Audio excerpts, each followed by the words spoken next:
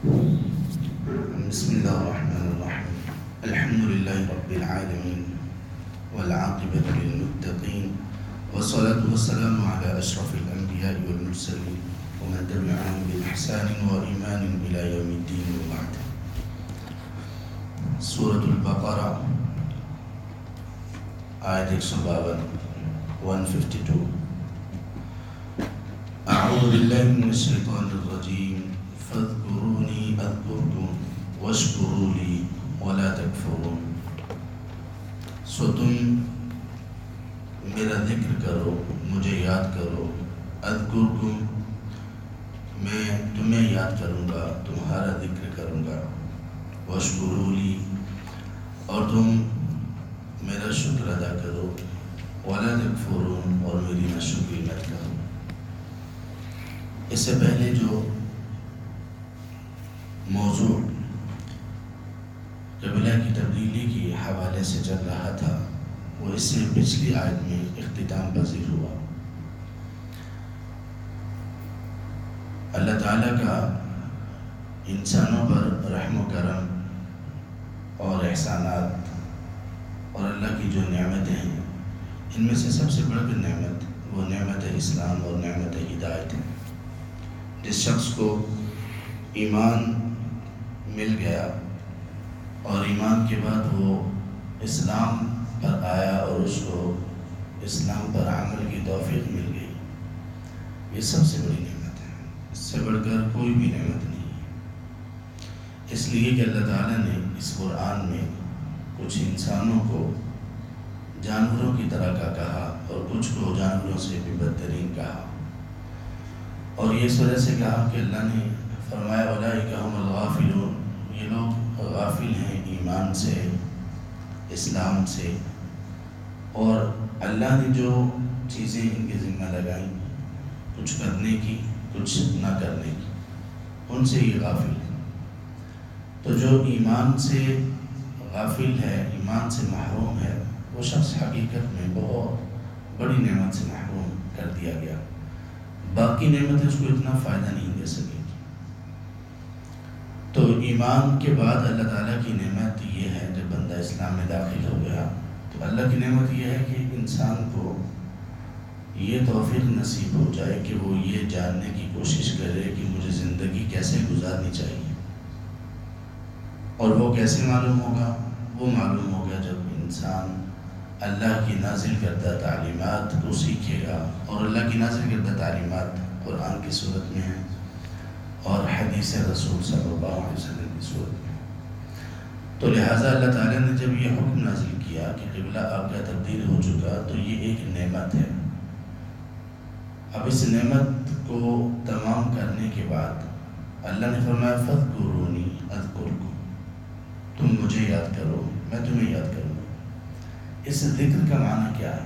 اس ذکر کا ایک معنی تو یہ ہے کہ اللہ تبارک و تعالیٰ کی تسبیح و تحمید بیان کرنا، اللہ کی بڑائی اور اللہ کی حمد و ثنا بیان کرنا، اللہ سے توبہ، اللہ سے معافی مانگنا اور توبہ کرنا، اللہ کے لیے اوراد و وظائف کرنا جس میں اللہ کی تعریف ہو، بڑائی ہو، کبریائی ہو. ایک تو اس سے یہ مراد ہے. لیکن یہ ذکر کا بہت ہی محدود سا معنی ہے. ذکر کا اصل معنی یہ ہے وہ تعلیمات جو اللہ نے آسمانوں سے نازل کی.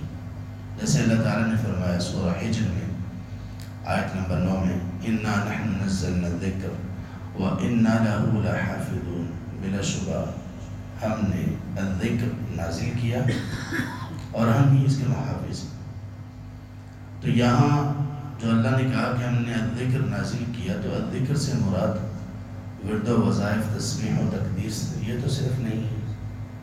وہ کون سا الذکر نازل کیا؟ اس آیت میں اللہ تعالیٰ نے وحی کو ذکر کہا، اور وہ قرآن کی صورت میں بھی ہے اور حدیث کی صورت میں بھی ہے، جیسا کہ اس پر ہم نے اس سے پہلے کئی مرتبہ بات کی. تو جب ذکر اس کو کہا گیا جو آسمانوں سے نازل ہوا، تو پھر اللہ نے جب یہاں کہا فاذکرونی اذکرکم، تم میرا ذکر کرو میں تمہارا تذکرہ کروں گا، تو یہاں ذکر سے کیا مراد ہوا کہ تم لوگ جو تعلیمات تمہارے لیے تمہاری طرف نازل کی گئی ہیں ان کی اتباع کرو۔ جو شخص اللہ کی نازل کردہ تعلیمات کی اتباع نہیں کرتا وہ اللہ کا ذکر نہیں کرتا، وہ اللہ کو یاد ہی نہیں کر رہا۔ جو تعلیمات کی اتباع کر رہا ہے وہ اصل میں اللہ کو یاد کر رہا ہے۔ اور یہ کیسے ہوگی؟ میں کوئی کام کرنا چاہتا ہوں، کوئی تجارت کرنا چاہتا ہوں، تو اللہ کو یاد کرنے کا مطلب کیا ہوگا کہ میں یہ دیکھ لوں کہ میری اس تجارت میں، میرے اس بزنس میں کوئی ایسی بات تو نہیں ہے جو میرے اللہ کو ناراض کرنے والی ہو۔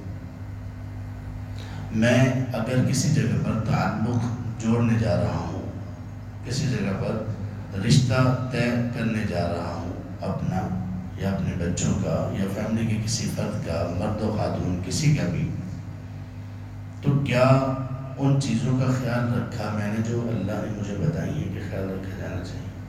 یہ اللہ کا ذکر۔ میں نے سفر کرنا ہے، سفر کرنا، میرا سفر کس طرف ہے اور یہ سفر کیسے ہونا چاہیے، اللہ نے اس کے متعلق مجھے کیا بتایا؟ یہ اللہ کا ذکر ہے۔ اللہ نے مجھے اولاد سے نوازا، اولاد کی تربیت کرنے کا کیا انداز سکھایا مجھے اللہ تعالیٰ نے، مجھے اولاد کی تربیت کیسے کرنی چاہیے، اور اس کے لیے اللہ کی تعلیمات کو سیکھنا، یہ اللہ کا ذکر ہے۔ جو شخص اس ذکر سے محروم ہو گیا وہ جتنی بھی تسبیحات و تحمیدات کرتا رہے اس کو فائدہ نہیں ہونے والا، اس کی زندگی بدلنے نہیں والی، اس کو اطمینان اور سکون نہیں ملنے والا۔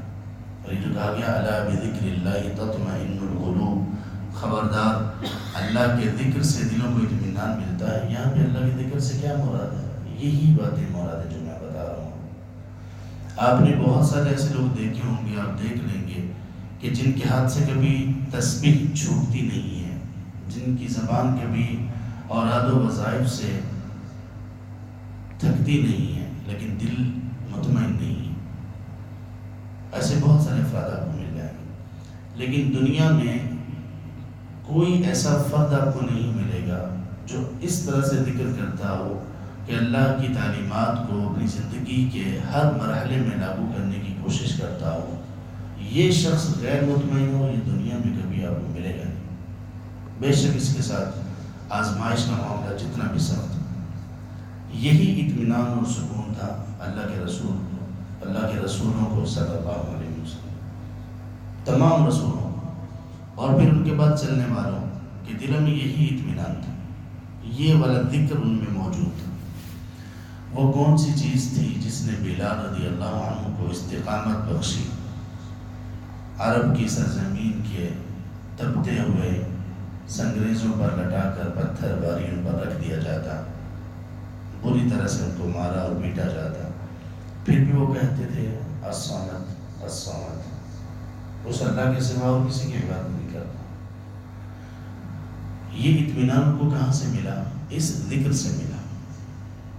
وہ ذکر کیا تھا کہ میرے اللہ نے منع کیا ہے کہ میں کسی اور کو سجدہ کروں، میں نہیں کروں، شرک کے ارتکاب نہیں کروں۔ اور اسی طرح باقی صحابہ کی جماعت، تابعین، تبع تابعین، سب کی جماعت وہ اس ذکر پر قائم تھے، اور ان کو دنیا کا سب سے بہترین اطمینان اور سکون ملا ہوا تھا۔ اور جو آج تک اس راستے پر ہے اس کو اطمینان اور سکون ملا ہوا ہے۔ زندگی اس کی جیسی بھی ہو، تنگی میں ہو تب بھی اس کا دل مطمئن ہے، کشادگی میں ہو تب بھی اس کا دل مطمئن ہے۔ اللہ کے ذکر کا ایک مطلب بلکہ مفہوم اس کا جو ہم بیان کر رہے ہیں، اس کا ایک حصہ یہ بھی ہے کہ اللہ تعالیٰ نے جو چیزیں ہم پر فرض کی ہیں ان کو بجا لانا۔ 5 وقت کی نماز ہے، اللہ نے فرض کی، جماعت کے ساتھ فرض کی، اپنے وقت پر فرض کی، خشوع خضوع اختیار کرنے کے ساتھ فرض کی، اس کو بجا لانا، یہ اللہ کا ذکر۔ جس نے اس میں کوتاہی کی اس نے ذکر میں کوتاہی کی، اور بہت بڑی کوتاہی کی، کیونکہ اسلام لانے کے بعد سب سے بڑی عبادت یہی ہے، نماز۔ اس میں کوئی کمی کوتاہی اللہ کو کسی بھی طرح سے گوارا نہیں ہے۔ تو جس شخص نے بنیادی طور پر اپنی نماز کو کمزور کر لیا وہ اللہ کے ذکر ذکر سے پیچھے ہٹ گیا۔ اسی طرح کا ذکر، یہی اطاعت و فرمانبرداری سے پیچھے ہٹنا، اس کا انجام اللہ نے سورہ طٰہٰ کی آیت 124 میں ذکر کیا۔ اللہ فرماتے ہیں وَمَنْ أَعْرَضَ عَنْ ذِكْرِي، جس شخص نے میرے ذکر سے اعراض کیا، فَإِنَّ لَهُ مَعِيشَةً ضَنْكَ، ہم اس کی معیشت کو تنگ کر دیں گے۔ معیشت سے مراد ہے زندگی۔ زندگی تنگ ہونے کا مطلب کیا؟ دل سے وہ اطمینان چھین لیں گے، مال دولت کی کمی نہیں ہوگی، آسائشیں سہولتیں سب کچھ ہوگا، سکون نہیں ہوگا، اطمینان نہیں ہوگا۔ کیوں؟ کیا ہوا اس کو؟ اس کو ہوا یہ کہ اس نے ذکر سے اعراض کیا۔ وَنَحْشُرُهُ يَوْمَ الْقِيَامَةِ أَعْمَى، یہ تو دنیا میں سزا ہے، آخرت میں سزا کیا ہے؟ ہم اس کو اندھا کر کے اٹھائیں گے۔ وہ پوچھے گا رب لم حشرتنی اعمی، اللہ آپ نے مجھے اندھا کر کے کیوں اٹھایا؟ میری تو بینائی تھی۔ تو کہا یہ جائے گا کہ اسی طرح سے عادت کا تمہارے پاس میری آیات آتی نہیں، اور تم نے میری آیات کے ساتھ سلوک کیا کیا؟ جیسے اندھے کرتے ہیں، دیکھا ہی نہیں، پتہ ہی نہیں، تم نے میری تعلیمات سے اپنے آپ کو اندھا کر لیا، آج اسی لیے تمہیں اندھا کر کے اٹھایا جا رہا ہے۔ یہ ہے ذکر سے اعراض۔ تو اللہ نے اس آیت میں کیا حکم دیا؟ فَاذْكُرُونِي أَذْكُرْكُمْ، تم میرا ذکر کرو، میرے ذکر پر قائم ہو جاؤ، اذکرکم، میں تمہارا ذکر کروں گا۔ اب اللہ سبحانہ و تعالیٰ کا ہم انسانوں کا ذکر کرنا وہ کیسے ہے؟ نبی صلی اللہ علیہ وسلم نے فرمایا جب کوئی قوم اللہ کے کسی گھر میں، یہ صحیح مسلم حدیث، جب کوئی قوم اللہ کے گھروں میں سے کسی گھر میں، مسجد میں اکٹھے ہوتے ہیں، کچھ لوگ قرآن کی تلاوت کرتے ہیں اور اس کو سیکھتے سکھاتے ہیں، آپس میں مدارسہ کرتے ہیں، تو ایسے لوگوں کو 4 انعامات نصیب ہوتے ہیں۔ نزلت علیہم السکینہ، پہلا انعام ان پر سکینت نازل ہوتی ہے۔ دوسرا انعام غشیتہم الرحمہ، رحمت ان کو ڈھانپ لیتی ہے اللہ تعالیٰ کی۔ تیسرا انعام حفتہم الملائکہ، فرشتے ان کے پروٹوکول اور ان کی رسپیکٹ کے لیے ان کو گھیر لیتے ہیں۔ اور چوتھا انعام ذکرہم اللہ فی من عندہ، اللہ ایسے لوگوں کا تذکرہ اپنے فرشتوں میں کرتے ہیں۔ اور کبھی اللہ کا ذکر اس طرح سے ہوتا ہے کہ اللہ بندے کا نام لے کر ذکر کرتے ہیں فرشتوں کے سامنے کہ دیکھو یہ میرے بندے ہیں، میری خاطر میرے لیے کسی مسجد میں جمع ہیں، قرآن سیکھ رہے ہیں، قرآن کے معانی سیکھ رہے ہیں، وحی کو سیکھ رہے ہیں، حدیث کو سیکھ رہے ہیں۔ یہ ہے اللہ تعالیٰ کا تذکرہ کرنا۔